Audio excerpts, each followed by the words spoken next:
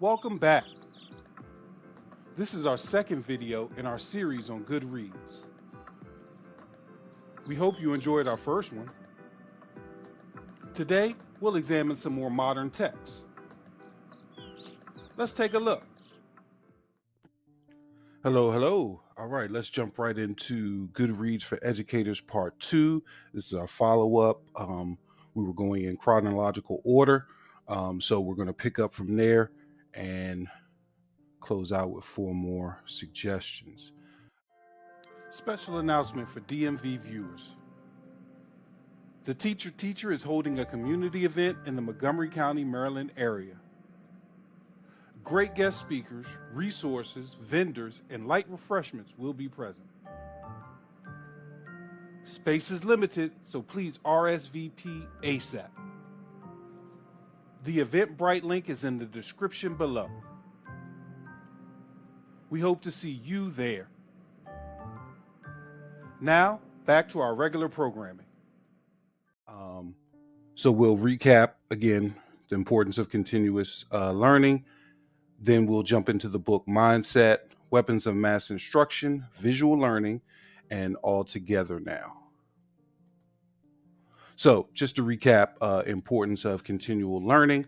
Again, improves instructional effectiveness, keeps teachers current, strengthens student achievement, enhances technology integration, promotes reflective practice, prevents burnout, builds leadership capacity, and supports equity and responsiveness. All right, so let's jump right into these texts that you can further peruse on your own. So our first one, Mindset, the New Psychology of Success.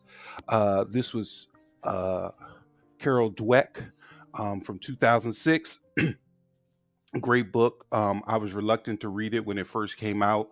I was not in a growth mindset. I was in a fixed mindset, but picked up the book, read it, totally enjoyed it. So it talks about fixed versus growth mindset, the belief of shaping motivation and behavior, challenges, seeing or viewing challenges as opportunities for growth, establishing effort as a pathway to mastery, your responses to difficulties and failures is framed by your mindset and how to change that.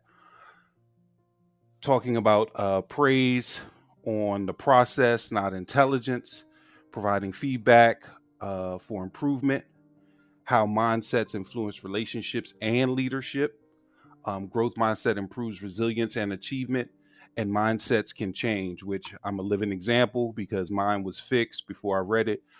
After I read it, I started embracing the concept, and it made a difference about my perspective. So this is a great read. It's one of those books where once you get through the opening parts, you can jump around a little bit to, see some of these topics. Is not a linear progression of thoughts.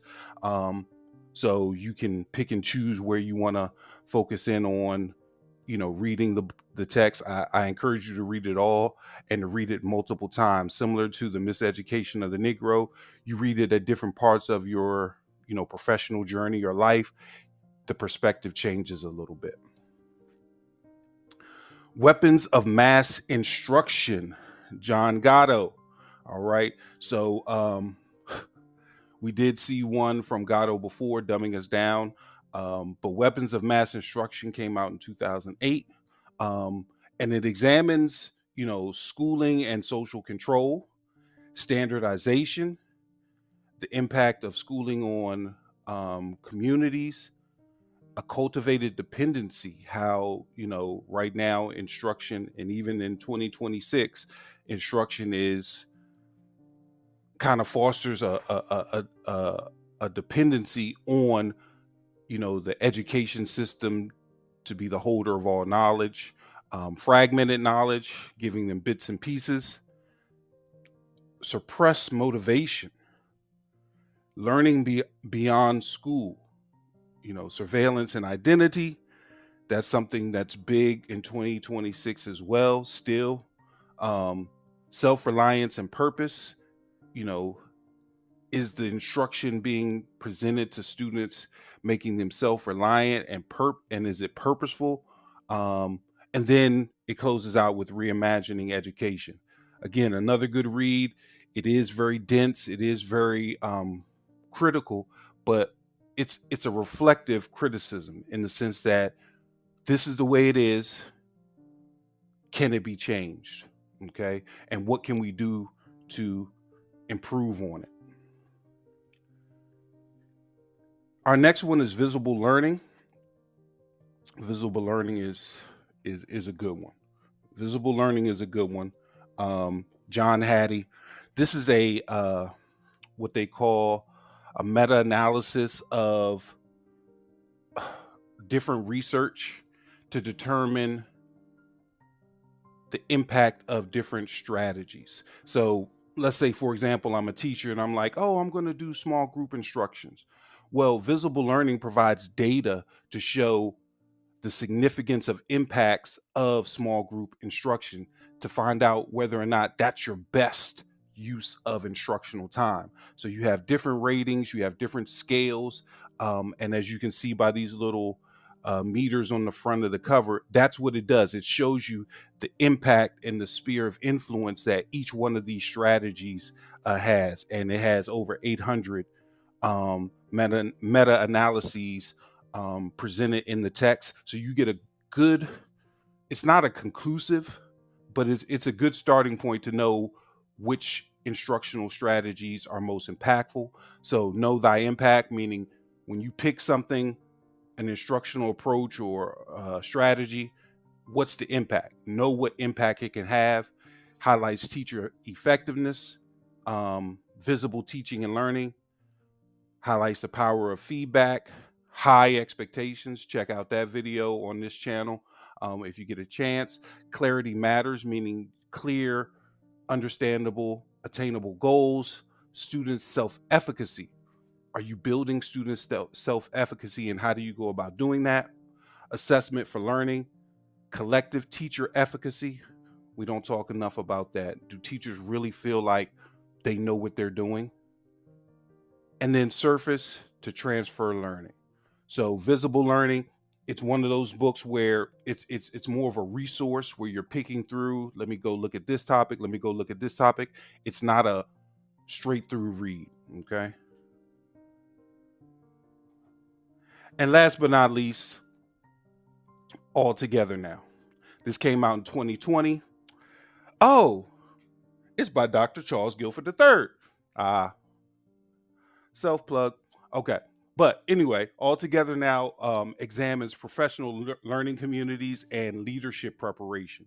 So when you talk about professional learning communities, the sharing of leadership within a professional learning community where we're, as colleagues, helping and shaping each other, iron sharpening iron. The PLCs, they have to be structured in a certain way. We can't just call something a PLC, because I know, educators have heard this term before, and there are a lot of variations of implementation for PLCs, but there's really only, one approach, in the sense that you have to structure it in a manner where leadership is shared and there's a collective vision. Go back to our leadership series and you'll understand even better.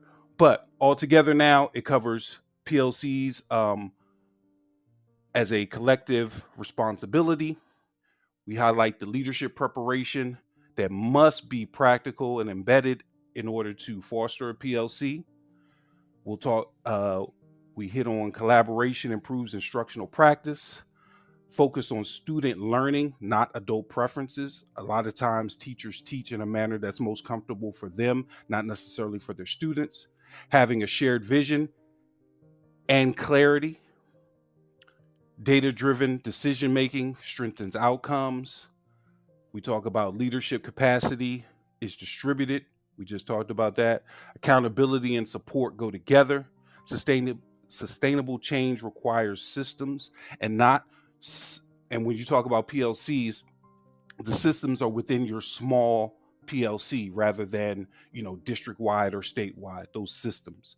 And culture determines effectiveness. So the school culture is going to determine effectiveness. I don't care, how, intelligent your staff is, if your culture does not support, growth and challenging the process and encouraging the heart, all those leadership traits, it's not going to be effective.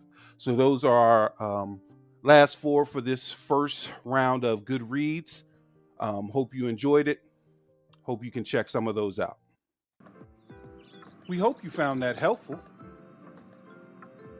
We will provide a new set of texts in the near future. Don't forget to like, comment, and subscribe. See you next time.